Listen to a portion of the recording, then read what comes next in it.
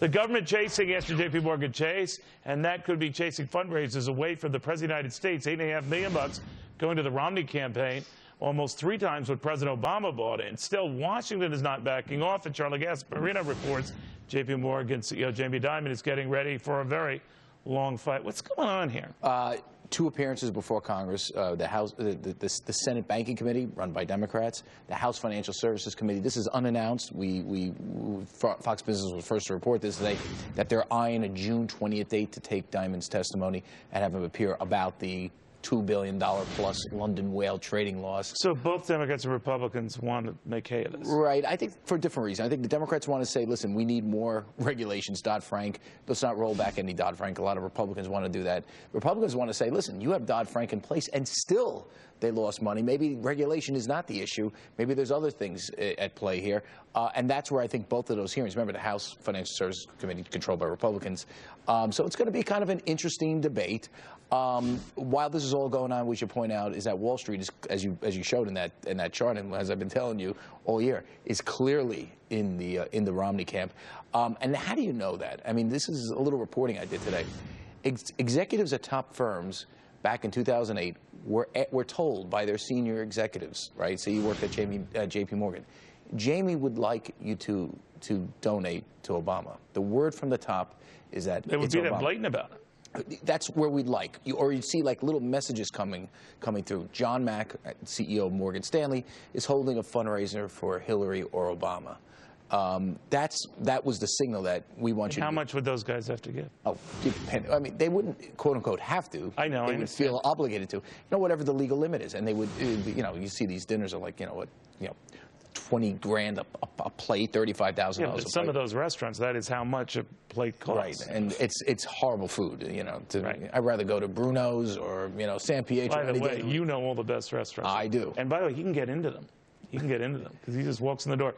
They kick families Rayo's, out. Although that's one that's hard to crack. Frankie Pellegrino is a you know what. He's Frankie. No, I'm not going to go any further. But anyway, the point is, right now, you do not get that phone call. You don't get that message.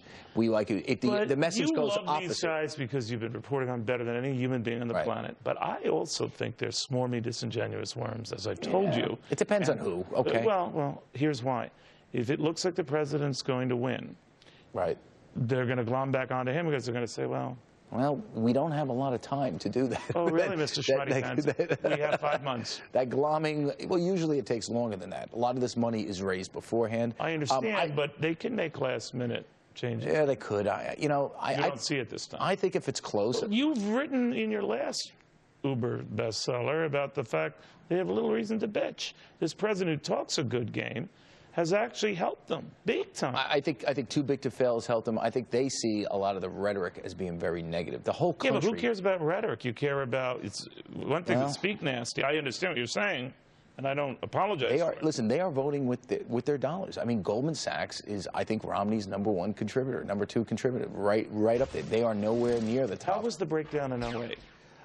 Goldman Sachs was Barack Obama's #1 contributor, only behind the Uber leftist University of California system, and then came Goldman. And compared to Romney, it wasn't even close. So it swung the mirror up. Yeah, and Goldman may have been Romney's 10th largest contributor, but the numbers were so much different, so small.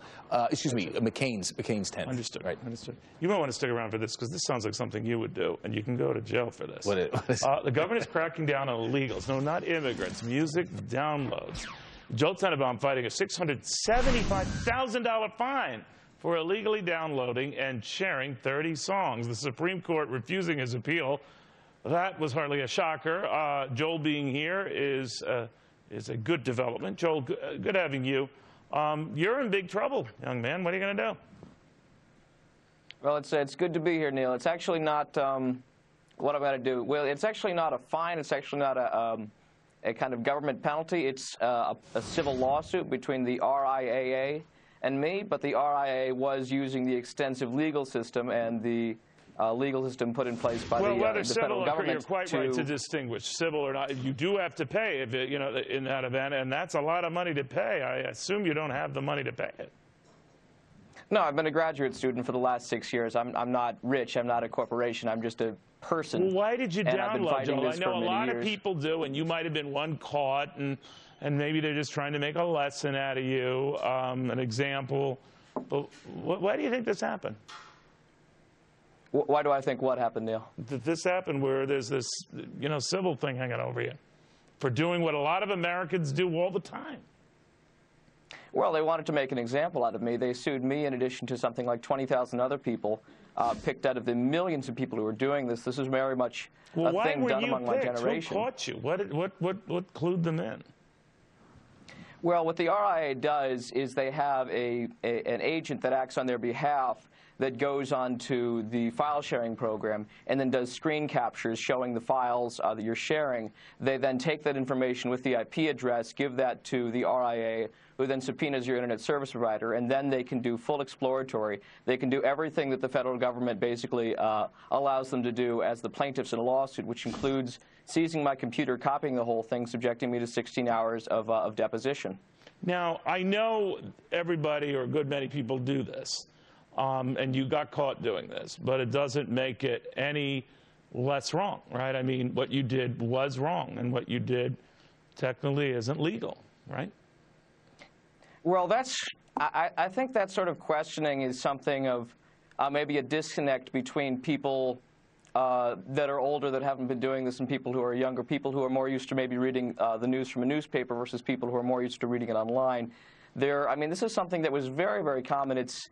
Before this, it was people taping songs off the radio, and it wasn't like anybody occurred the idea that that would be something terribly, terribly wrong. But we live in an age where savvy people, and you look and sound like a savvy guy, know that that is wrong, and that there are you download something, you got to pay for it, and you didn't. Well, but Neil, it's not simply that black and white. If you look at the people who do download illegally, they spend 50% more on legal music. This is a means of exploration that my generation has used to explore these kinds of things. Now, the fact that there's been such a huge lawsuit over this thing and such a big example they're trying to make out of me hasn't really changed much. People stopped using these big, easily traceable file sharing programs. Now they're going further underground into programs called BitTorrents. But it hasn't really changed anything. It's sort of something that's there. So are you continuing to do this in light of this, Joel, or are you just holding back, looking at a settlement, chilling for a while, listening to the music you have, not downloading anything else? What?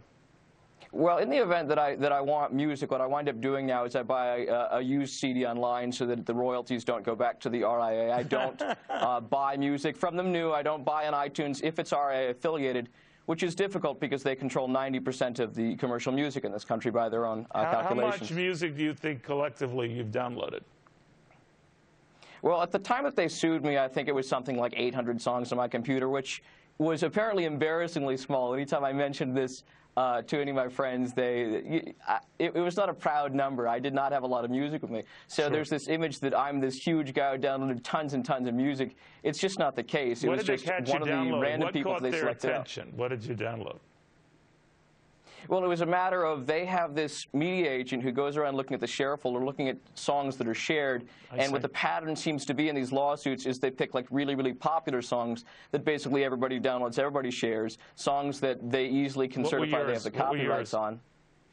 There are 30 songs. They're listed online. It's an arbitrary sampling. One of them is like Goo Goo Dolls. One of them's Nirvana, Come As You Are. One of them's Green Day, Minority, Outkast, Wheels of Steel. Very good songs. You have very good taste. Most of the people online don't seem to think so, but thanks anyway, Neil. What do they know? I hope you work this out. It does seem to be disproportionate to the so-called crime, but we'll keep us posted, Joel. Thank you very much. Sure thing, Neil. Great to be here. Meanwhile, stocks today are up, but what's happening in Washington? As David Stockman feeling down, the former Reagan budget director.